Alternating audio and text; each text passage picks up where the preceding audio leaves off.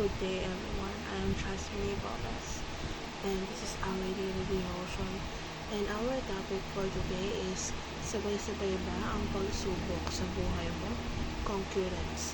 So, sabi sa Genesis 50:20, it says there, you intended to harm me, but God intended it for good to accomplish what is now being done, the saving of many lives.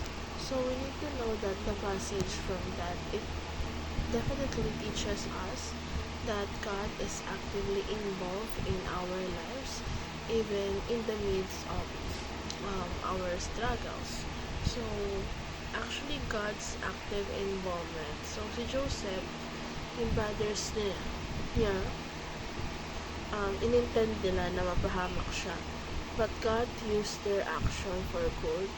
So, yung pinapakita lang noon that God can work through even the most difficult situation. So, ano ba yung impact nito on our view of struggle? So, knowing that God is actively involved in our lives, He can change the way we view our struggle. So, instead of seeing them as random or meaningless, we can see them as opportunities for good to work in our lives. So we can find a comfort in knowing that God is with us even when we are going through a difficult times. So, ano naman yung dapat natin i-apply? So, yung passage yung na-encourage tayo na i-increase natin yung faith natin. We should trust that God is working in our lives even though we cannot see it.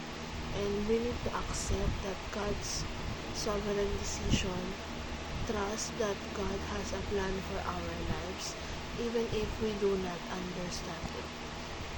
We need to also actively cooperate with we need to seek to live in obedience to God's will, knowing that He is working on our lives. So, ayun yung sinasabi dito sa ating topic, which is sabay-sabay ba ang pagsubok sa buhay mo? So, kahit sabay-sabay yan, we should remember that God is always with us. Have a good day and